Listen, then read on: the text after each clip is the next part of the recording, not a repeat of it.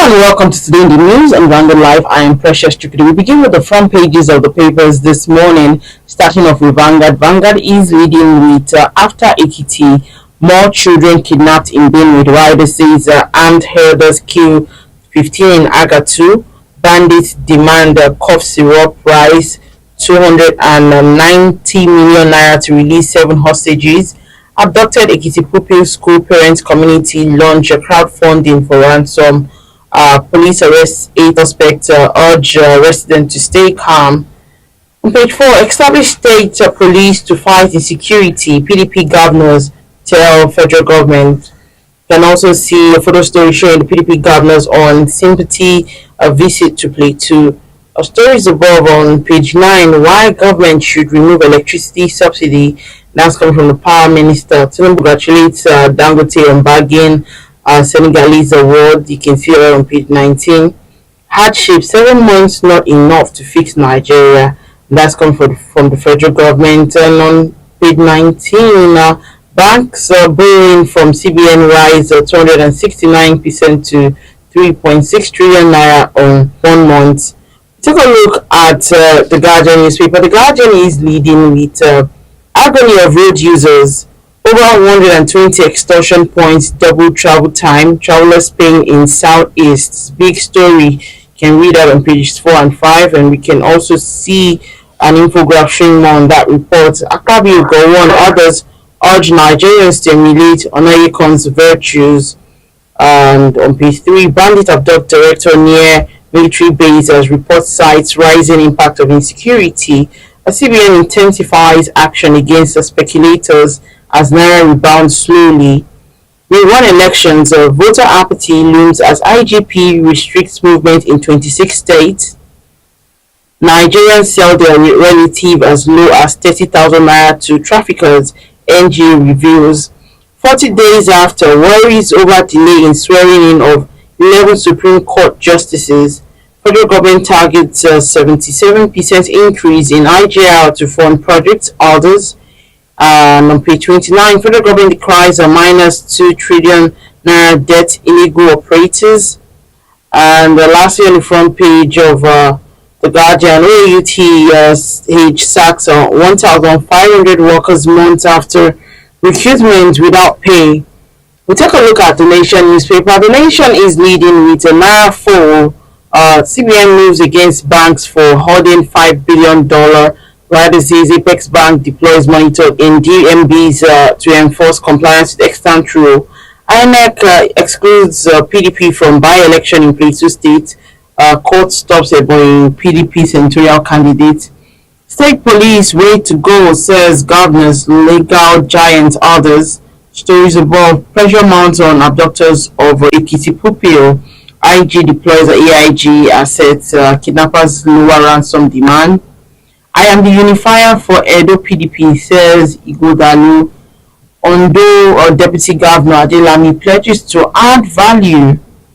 Take a look at the Punch newspaper. The Punch is leading with abduction. 15 states enlist 50,000 vigilantes against the kidnappers. Rider says the Sokoto training 2,000 men. Delta recruited 2,400.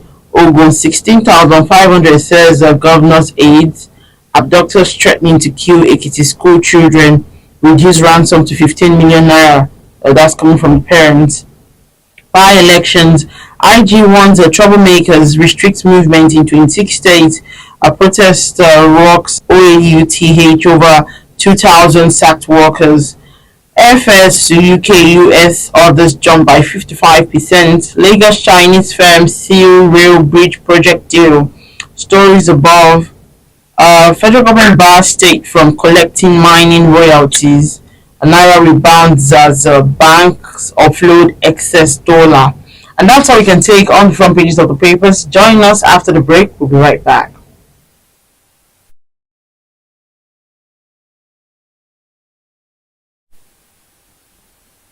Alright, welcome back. If you're just joining me, still today in the news on Round Life, I am Precious Chikudi. Joining me to talk about some of the stories on the front pages of the papers this morning is Mr. Rotimi Ajayi, former regional editor, North Vanguard Media Limited. It's good to have you joining me this morning, sir. Good morning, Madam Chikudi. How are you? And how's Lagos?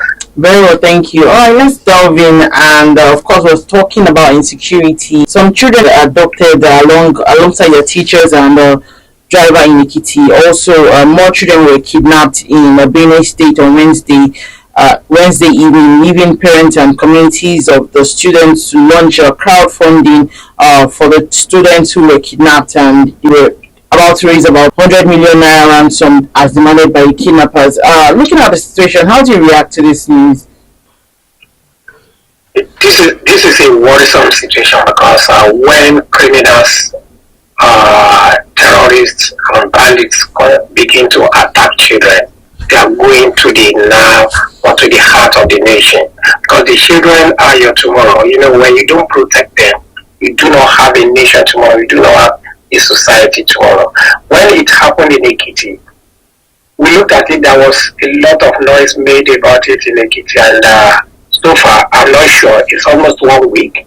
I'm not sure those children have been released, and now we're having the case in Benue State. So it is a worrisome situation. We've had a discussion on this on insecurity on this program before, and we are talking about the Nigerian police and what is being done. Honestly, this is the time for President Tinubu or the federal government to come up with revolutionary position on how to tackle the Nigerian security system. We cannot continue the way we are going. If this thing goes on like that, find out that children will not be going to school. And what is the essence of that? The school system will be shut down. Your society will collapse. That's just the main thing. It is horrible. Very, very horrible. We need to tackle it. All right, in your own opinion, how do you think that the government can actually tackle insecurity? I didn't even know you were going to bring it up this morning. I was thinking about it this morning, and I came to the realization that our governors have been mentally lazy. You understand? We want the federal government, where Tinubu, to be the man that will bring the shovel, the hammer, and everything, and begin to put things in place for the structure of security to be in position. No, we are running federal government. The name of Nigeria is Federal Republic of Nigeria. And what that means in essence is that you have responsibility to your own cluster, to your own sector of the whole pie. So if a governor has been elected to govern in a place like, many of the states in Nigeria, let's take Ekiti where that thing happened, okay? The government should sit down, look at the enabling law, the ground norm of the country, and see where it can operate. Honestly, may the soul of the late governor of Ondo State rest in peace. That's Akere Dolu. When there were crises of kidnappings and all this kind of thing in Ondo State, he stood up and he championed the cause of Amotekun, which is the regional security thing. It has not actually been able to work 40% or even 30% of the desired goal. But the point is that is on ground. What needed to be done is to empower that network, expand it up, and then let's see how we can police our communities, our rural areas, and then we find out that we'll be getting things done. But to leave it to President Tinubu or to leave it to the Nigerian police, we are just waiting for the doomsday. Some security agents, in recent reports of late have been, sometimes be fingered to be perpetrators in this crime as well. And of course, some of them have been accused to be part of this kidnapping that's going across the country. Do you think that the average Nigerian will see an end to all these things? Because at the start of this year, all we've heard from January 1st up till now is more kidnappings, even in states that look like they are free of all these crimes. If I get a question right, it's an optimistic question that are you thinking that Nigerians are going to see the end to kidnapping? Because of the way some security agents or operatives are involved in the allegedly involved in the act. Where we operate in Nigeria, We all live in Nigeria, and I can tell you the fabric of humanity has totally broken in Nigeria. And what is the fabric of humanity? Culture, orientation, values. We do not have it any longer. Forget about all these shenanigans that are calling themselves pastors, imams, and co. You understand? They are not contributing to the human, I mean to the cultural values and the orientation of Nigeria. And what am I trying to say? It will not be surprising that many security operatives are now being exposed as being part of the insecurity system. What they were being paid to exactly tackle is what they are now perpetrating themselves. That was a report that went around during the week from the police. I think the police in I can't remember where this is now, where some policemen were arrested and they were involved in the kidnapping and even a robbery attempt, and they were being paraded by the police themselves. That is a horrible situation. It may not be limited to the police, it may involve civil defense or whatever, all the service arms. Now, what do we need to do at this moment if we are going to see an end to this problem?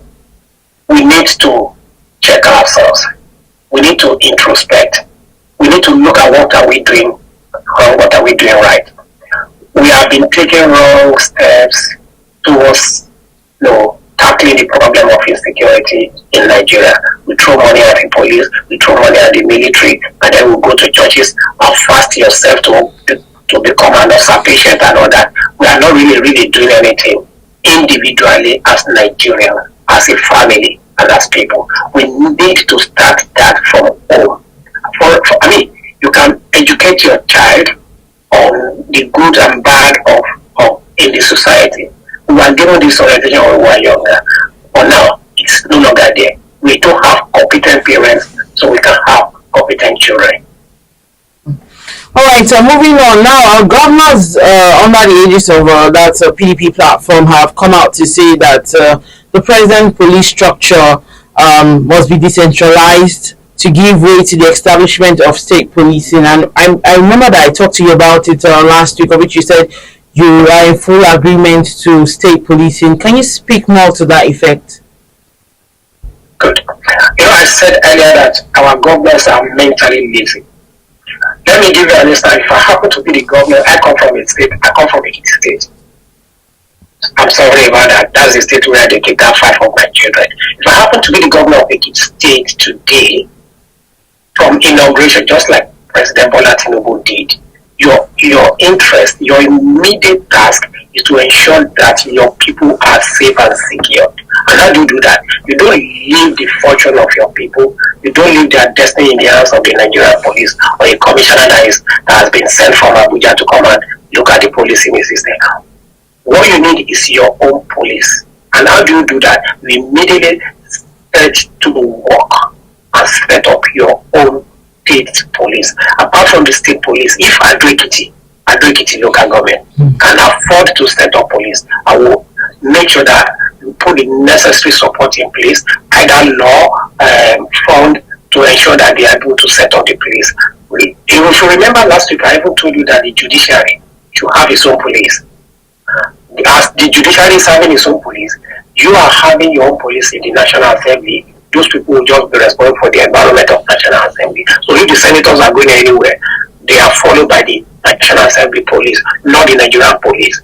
So judiciary has its own police. When a judge goes around, protection of the houses of the judges, implementation of the orders and decisions of the judiciary will be that of the judicial police. While executive police or whatever you call the Nigerian police can now have, you free them from all this VIP role, and then you'll be able to attend so many things. So setting up state police is a very good thing. And unfortunately,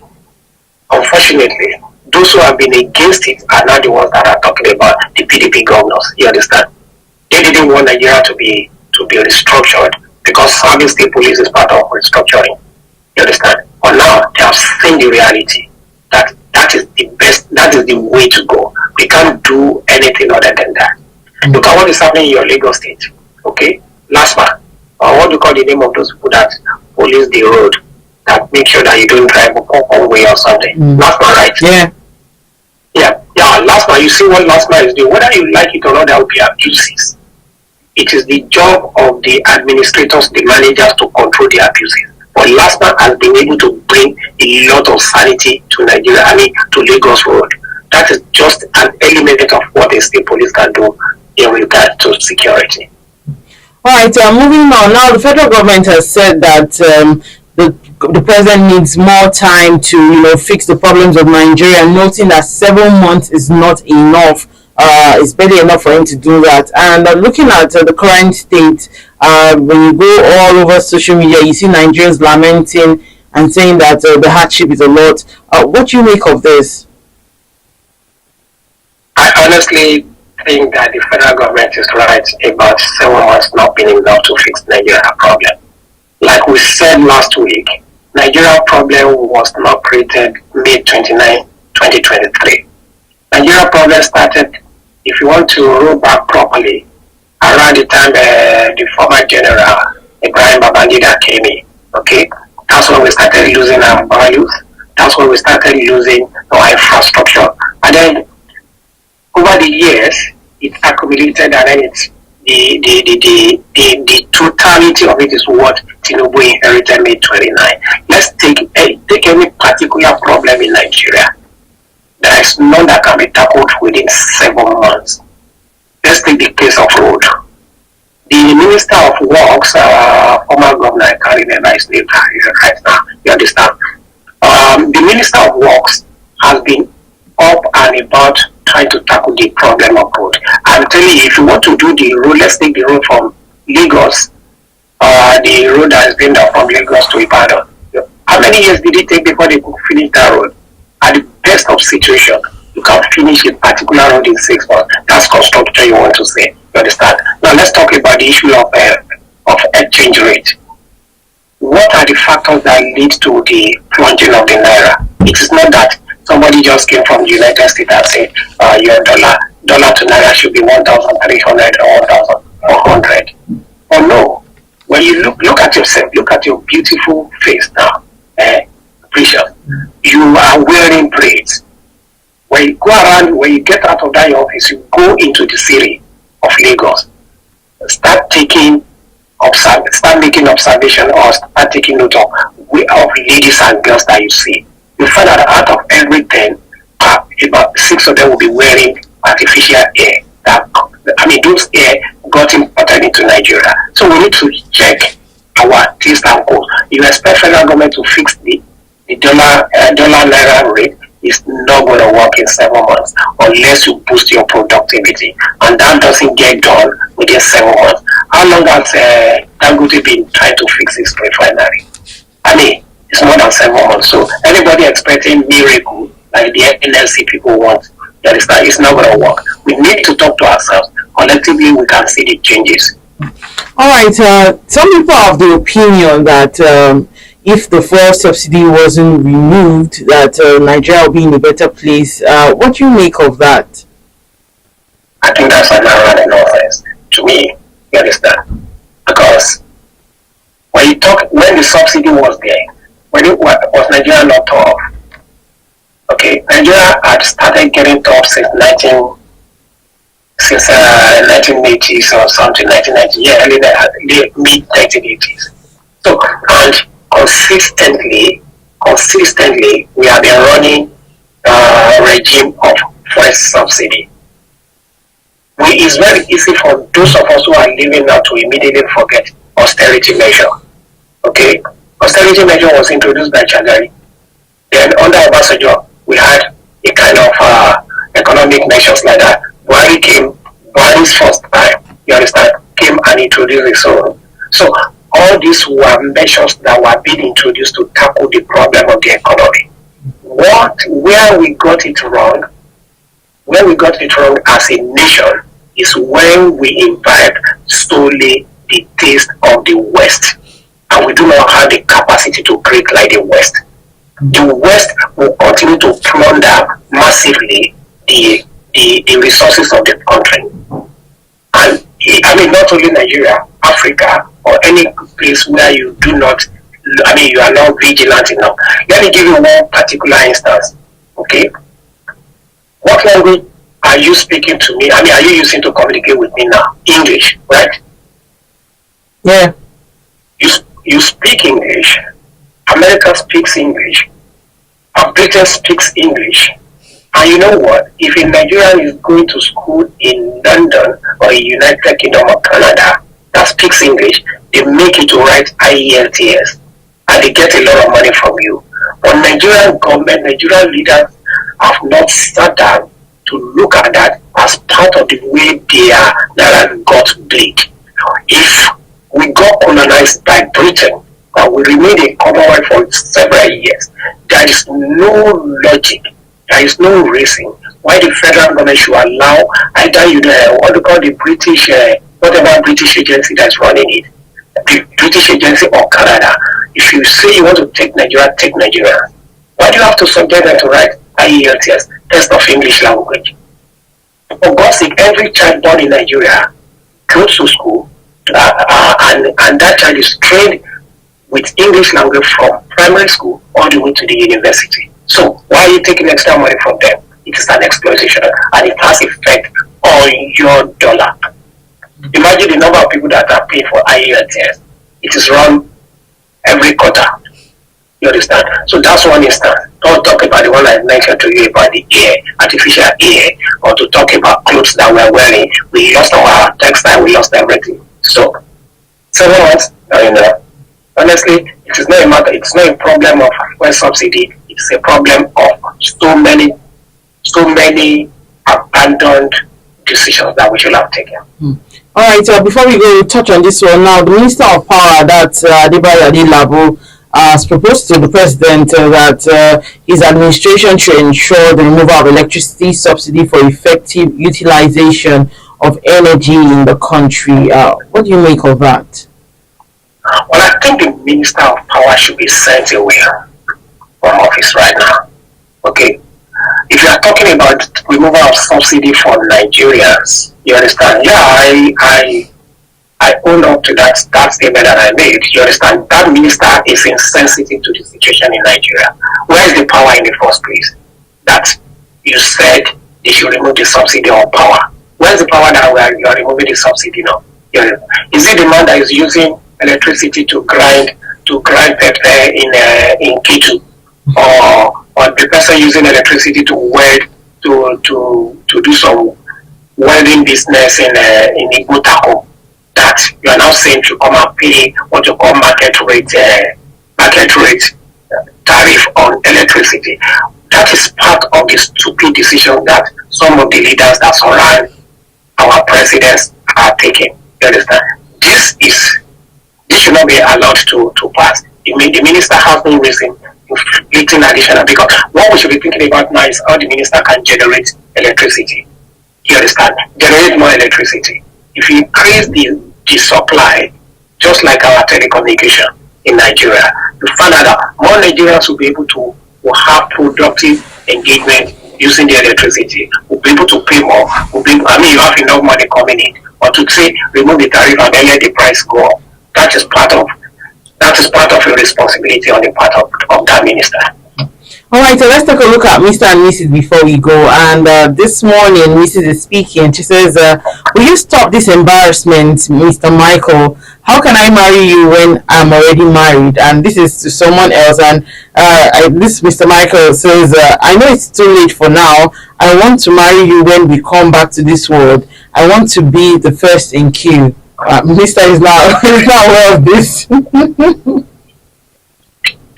I think the creator of that cartoon is trying to talk about the unbridled ambition of some people, okay, of men. I don't know, Mr. and Mrs. Maybe the guy was trying to talk about politicians. You understand?